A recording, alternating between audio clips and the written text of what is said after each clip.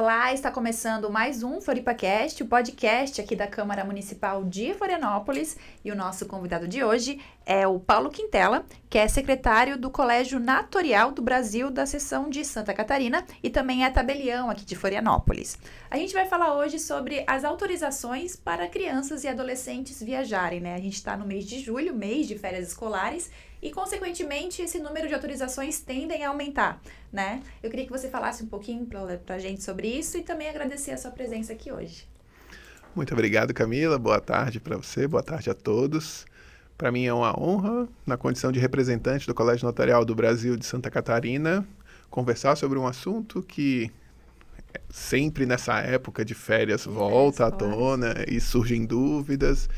E é uma função importante dos cartórios bem informar e prestar bons serviços à sociedade, enfim, num tema que pode dar algum problema sério, que é muito caro, que é a autorização de menores de viagens nacionais, internacionais, acompanhados, desacompanhados. Sempre surgem muitas dúvidas e é importante levar ao conhecimento de todos que houve uma evolução. Isso, um procedimento que hoje em dia pode ser feito de uma maneira muito mais fácil e espero poder colaborar com o assunto. Paulo, você falou que a gente teve um aumento, né, nessas requisições de autorizações para crianças, né, menores, crianças e adolescentes menores de 16 anos. A gente tem o dado de 50% de aumento só aqui em Santa Catarina, e eu queria que você falasse o que é preciso, né? Eu só tenho um filho, né, nessa faixa etária, se é uma criança ou um adolescente menor de 16 anos e ele quer viajar, ou os pais são separados e só um dos pais quer levar, ou quer viajar com uma tia, com um primo, com um amigo, com a família de um amigo, muitas vezes, né, que vão junto. Eu queria que você falasse qual é o procedimento que tem que ser tomado e como que é tirada essa autorização. Muito bem. Então vamos lá, né? A princípio, digamos, vamos olhar em retrospectiva para antes da pandemia, antes de 2020. Qual que era o procedimento? Qual é a regra geral? A criança, em tese, menor de 16 anos, não pode sair da comarca onde vive, do município, enfim, onde vive, sem uma autorização judicial. Meu Deus, então os juízes não vão fazer mais nada da vida, né? Só vão... A não ser viver em função de autorização. E é claro que a própria norma, a própria legislação já fala, olha, havendo autorização dos pais, não haveria necessidade, então, dessa autorização judicial para que o menor saia da comarca. E como é que funcionava antigamente?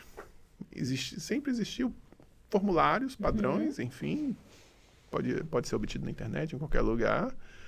Preenchiam-se os dados de quem autoriza, preenchiam-se os dados do menor autorizado a viajar, opcionalmente preenchia o acompanhante daquele menor, comparecia a um cartório de notas, fazia um reconhecimento de firma e esse documento era apresentado na companhia de transporte, na companhia aérea, para que, junto com o documento da criança, para saber que aquela criança estaria, então, autorizada a viajar desacompanhada dos pais, né, no caso.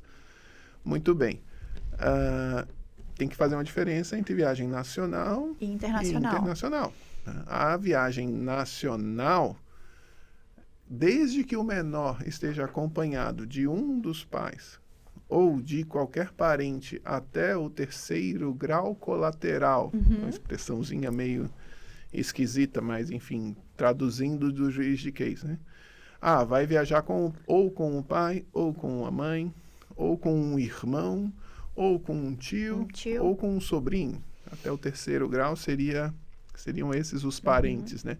Desde que essa pessoa, parente até o terceiro grau colateral, ou um dos ascendentes, esteja com o menor, não há necessidade nenhuma de autorização. Estamos dentro do Brasil, está tudo na paz. Agora, para que se viaje com uma pessoa que não seja um desses parentes, aí sim a gente precisaria ter uma autorização de viagem nacional outorgada por um dos pais, para que ele possa, então, viajar com uma pessoa que não é parente, os pais dos escola, amigos, muitas o grupo vezes da escola, o responsável pela escola, enfim, muito bem. Em viagens internacionais, a gente tem que ter em mente que para que se possa viajar para fora do país, não importa se é menor ou maior de idade, é preciso que a pessoa tenha um passaporte, Sim. que já é um documento com foto, que tem o nome, que tem filiação, está tudo ali disponível. E quando se solicita um passaporte de uma pessoa menor de 16 anos, uma das perguntas que a Polícia Federal, que é quem emite o passaporte, faz, é: como que vai ser, pais? Você pode escolher um de 4 níveis. Só se viaja para fora do país com os 2 pais. Isso já Esse é o mais Isso. restrito, né? É uma das opções. Pode viajar para fora do país desde que acompanhado de um dos 2 responsáveis. 2 pais. É o segundo nível um pouquinho menos restrito. Isso nas questões dos pais também entre os responsáveis pela guarda da criança ou do adolescente. Na verdade, a guarda ela não interfere no chamado pátrio poder, né? No poder, desculpa, pátrio poder, eu denunciei minha idade aqui, no poder familiar do menor, né? Então, enfim, por mais que a guardiã seja pais separados, o guardião, lá a referência fica sendo só ou o pai ou a mãe, isso por si só não retira o chamado poder familiar do outro. Então, no caso de autorização de viagem, para os casos em que há necessidade da autorização dos 2, não muda nada. Assim, mesmo sendo separados, o pai continua sendo pai, a mãe continua sendo mãe. Então, enfim, claro, se um dos pais é falecido, daí o poder familiar é exclusivo do pai sobrevivente. Isso. Mas tendo os 2, pelo simples fato de ser separado e ter uma guarda unilateral, não significa que o outro pai seja dispensável de autorizar. Tanto do pai quanto da mãe, uma outra pessoa, um terceiro, ter a guarda daquela criança. Isso também entra. Guarda, não. Na hora de pedir o passaporte tem que ser os pais. Mas se caso a criança não tiver pai nem mãe, e tiver uma outra guarda. Quando a criança é órfã, de pai e de mãe, aí ela é submetida a uma coisa chamada tutela. Um juiz vai nomear uma pessoa para ser o tutor, e esse tutor vai ser o representante legal único, né, da criança. E nesses casos de órfão de pai e mãe, quem vai fazer a solicitação do passaporte, que vai autorizar as viagens, etc., passa a ser, então, o tutor.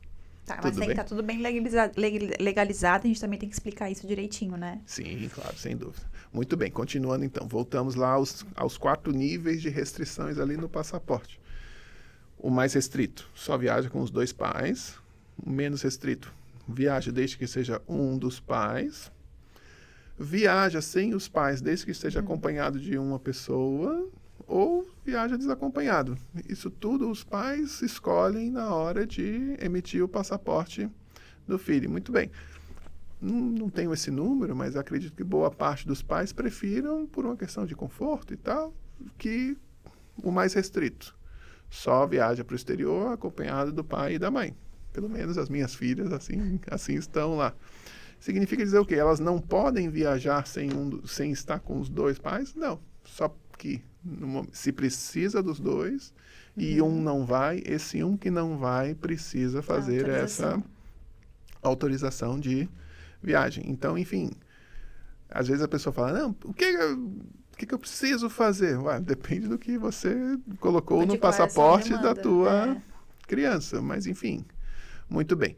Fato é, tudo isso era feito, então, por um papel físico com reconhecimento de firma físico e tal. O que aconteceu, então, a partir da pandemia do coronavírus de 2021?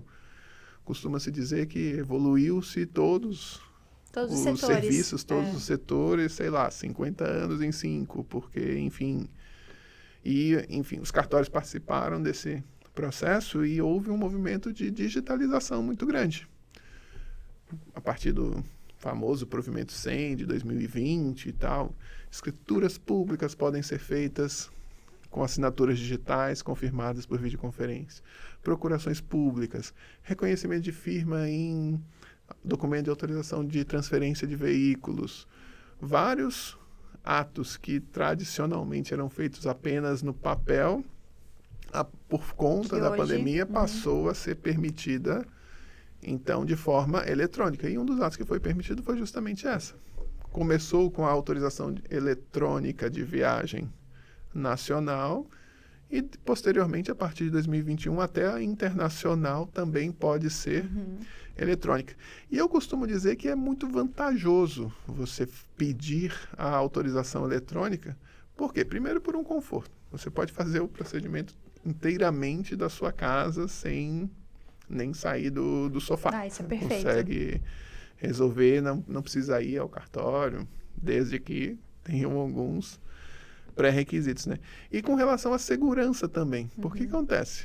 O físico é um papel preenchido com um reconhecimento de firma. E você vai apresentar um documento e a pessoa vai comparar. Puxa, mas e agora? Será que alguém falsificou, mudou alguma coisa, tirou uma etiqueta de um lugar, botou em outro, alterou o carimbo, enfim. Sempre é possível que isso essa aconteça. Forma digital trouxe também, além disso, de toda essa facilidade, né? Essa autenticidade nas documentações, até porque tu tem que ter ali todos os teus documentos, teus dados para poder acessar e digitalizar a tua assinatura digital. Sim, mas enfim, no caso específico da autorização eletrônica de viagem, como é que é? Bom, você pode fazer ou com o seu celular ou no computador. Você diz quem está autorizando, ou o pai, ou a mãe, ou os dois, sendo que, enfim, não necessariamente são os dois, né? Pode ter só um autorizando e o segundo é opcional. Quem é os dados do menor que está sendo autorizado a viajar, esse é obrigatório, e os dados do acompanhante, que é opcional. E o mais bacana de tudo é o quê? Que você tira foto. Você coloca os dados, você tira foto e tal, e tudo isso no final vai gerar uma autorização eletrônica, um arquivo em PDF, com um QR Code, que vai ser lido pela companhia aérea, pela Polícia Federal, e não vai ser só um papel com um carimbo do cartório. Ele vai ver a foto de quem autorizou, ele vai ver a foto do menor, ele vai ver a foto do acompanhante, ele vai ver a foto da mãe que autorizou, enfim, do segundo parente que autorizou. Todos os dados ali. Então, todos os dados ali é visual. Ele faz a leitura do QR Code e olha, o menor é esse aqui, é esse aqui. Então, assim, eu costumo dizer que é bem mais segura, além de mais fácil, é mais segura a autorização eletrônica de viagem, em comparação ao papel anterior, que acaba dependendo de uma conferência manual, que pode ter falsificação. Um pouco mais. Né? Muito bem. E o que é importante falar também? Como é uma assinatura digital que vai ser dada, então, assim, esse papel é substituído por um arquivo digital em PDF, num formulário já pré-preenchido, pré-produzido, aprovado pelo Conselho Nacional de Justiça.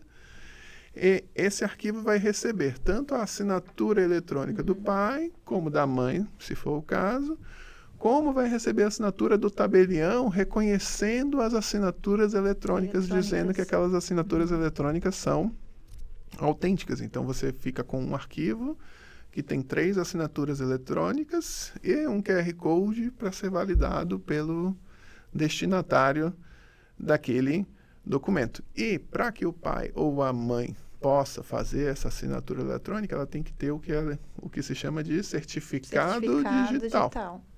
Muito bem, certificado digital. Estamos num processo de mudança de cultura, né?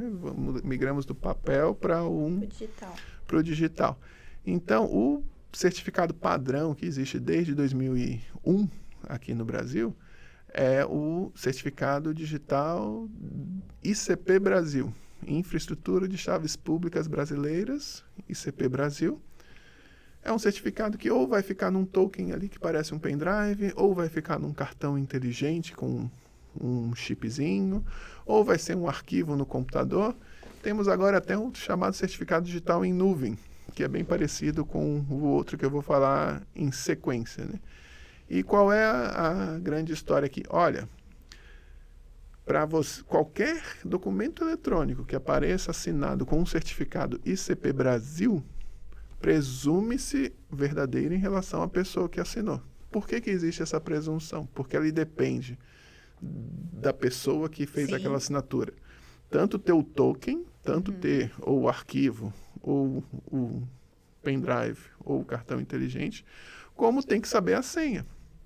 Então, olha, você tem que ter os dois. se uma pessoa tem os dois e usou e aquele documento foi assinado com aquele certificado digital ICP Brasil, bastante conhecido como eCPF, mas enfim, até eCPF não é tão conhecido assim, aquilo ali é autêntico. Puxa vida, qual é a surpresa aí, enfim, o que há de estranho nisso? Infelizmente, a gente ainda não tem uma cultura de documento digital. De documentação digital. Resultado, normalmente a pessoa pede um certificado porque tem uma necessidade de fazer uma declaração contábil, emitir uma nota fiscal eletrônica e tal. E, poxa, mas eu não consigo configurar o computador, é difícil e tal. E, assim, temos o mau hábito de eventualmente deixar token e senha com um terceiro. E eu costumo dizer, olha, isso é muito perigoso, que é como se você tivesse entregue o seu punho para a pessoa. Qualquer coisa que aparecer assinada. Dessa assinatura digital pode ser através da do Gov também? Pois é. A do Gov, não. A do Gov não é autorizada. Porque a que eu uso realmente é a do Gov. Eu achei que ele fosse aceita para tudo. Pois é, mas esse da autorização eletrônica não é por uma questão até de segurança, tá? Enfim, claro, existem os níveis de assinatura de gov.br e tal. Não estou falando que é insegura, não. Pelo contrário, é bem mais segura do que muitas opções que existem por aí. Mas, assim, na regulamentação do CNJ, o que se falou foi: autorização eletrônica de viagem deve ser assinado ou com o certificado ICP Brasil, que é o padrão legal, ou com o chamado certificado notarizado. O que é o certificado notarizado? Eu ia te perguntar, como que ele funciona? Então, é um certificado concedido pelos cartórios, gratuito, muito importante que se diga. Tá? E como é que funciona? É um aplicativo do e-notariado que fica no celular pessoal da pessoa. Ele pode solicitar remotamente o certificado ou ele pode comparecer presencialmente em um cartório de notas para obter esse certificado notarizado gratuito. Alguns cartórios fazem emissão remota, outros não, a critério do respectivo titular, tá? Mas, enfim, presencial, em tese, todos são obrigados a conceder e gratuitamente. Então, como é que funciona? Você vai ao cartório, você vai se identificar com o seu documento de identidade, que o cartório vai ver que enfim, se é um documento verdadeiro ou falso. Provavelmente, você vai fazer um cartão de assinaturas para a gente saber como que é a sua assinatura física, além da digital. Vai apresentar os documentos, a gente vai fazer um cadastro daquela pessoa no chamado cadastro de clientes do notariado, CCN, dentro da plataforma do e-notariado, vai tirar uma foto tua, vai pegar as tuas digitais e vai falar: conceda um certificado para a Camila. E o mais bacana desse certificado, que eu costumo reputar, eu costumo dizer que ele é mais seguro que o padrão legal. Já vou explicar por quê. Não basta eu falar, pode conceder um certificado para Camila, CPF, tal. A plataforma não deixa, se ela identificar que aquela foto que eu acabei de tirar de ti, ela não é parecida com a foto da CNH da Camila. CNH URG. Na verdade, ela é uma validação de dados que chama pelo RENAC, né, pelo Registro Nacional de Carteira de Habilitação. Enfim, é uma validação super segura para dizer, olha, essa foto tem 97% de ser da mesma pessoa que tirou nessa CNH, cujo número aqui você informou. É uma boa pergunta essa parte, eu vou pular, assim, que o pessoal deve ter algum tipo de controle, porque RG... é feito validado. É validada a foto, né? Quem, na hora que tirou a CNH, deixou também digitais, né? Algumas pessoas têm, outras não. Ele diz, essa digital tem 98% de chance de ser a mesma digital do indicador direito que está na CNH tal que você informou. O polegar também, o polegar direito, esquerdo, o indicador direito. Então, ela não é nem um pouquinho passível de dúvidas, né? Essa assinatura. Ela é muito, costumo dizer que ela é muito segura. Eu vou dar só um exemplo bem rápido, assim. Uma amiga pessoal minha pediu um certificado notarizado. Qual foi o problema? Ela se casou e alterou o nome. Ela tirou um nome do meio e acrescentou o sobrenome do marido. E ela não atualizou na Receita Federal para o nome de casada dela. Resultado, ela é minha amiga pessoal, ela estava com o documento dela na minha frente, ela estava com CNH digital, ela estava com certidão de casamento digital, tudo digital, Tudo indiscutível. A plataforma não deixou. Não aceitou. Primeiro você vá à Receita Federal, mude o nome, porque este nome está muito diferente do cadastro. Então é só para dizer assim que A seguridade, né? a segurança que esse certificado fornece é muito grande na sua emissão. E aí eu te pergunto, eu falei há pouco, né, que as pessoas têm um mau hábito de deixar certificados digitais com senha com outras pessoas, com colaboradores, com contadores, com, enfim, pela dificuldade de uso ali. Acontece? Acontece. É um mau hábito e acontece. Quantas pessoas você conhece que deixa o celular pessoal com o estagiário ou com o colaborador ou com o contador? Ninguém. Ninguém deixa o celular pessoal. E o certificado... aqui acontece um pouco. É? A gente, resolve aqui pra mim, fala com uma fonte, aí tu dá ali pra pessoa resolver. Não, aí não tem problema, porque veja, na hora de assinar, é obrigado a fazer a validação de biometria do próprio celular, ou a senha, ou o Face ID, né? ou a digital. Enfim, na hora que precisa assinar um documento, ele tem que acessar o programa, ver o documento, dizer que quer assinar aquele documento e fazer essa validação biométrica. Ou de senha, da forma que o celular possa ser destravado.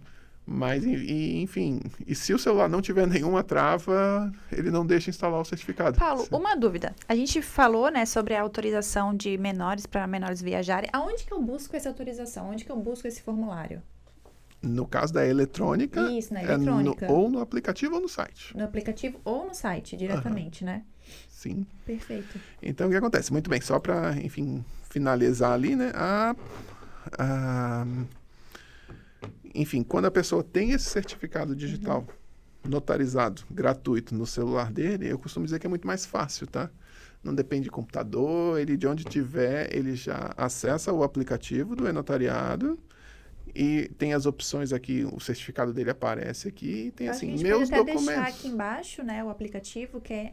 Como é que é o aplicativo mesmo? E-notariado. E-notariado. Depois os meninos podem colocar pra gente aqui embaixo. O aplicativo E-notariado disponível tanto para Android quanto para iPhone. Quanto para iPhone. Gratuito. Gratuito. Ele é baixado sem o certificado, naturalmente. Você vai ter que solicitar depois presencialmente ou remotamente. E depois que o certificado está instalado no seu celular bonitinho, quero fazer uma autorização de viagem. Eu posso fazer a solicitação pelo próprio aplicativo aqui.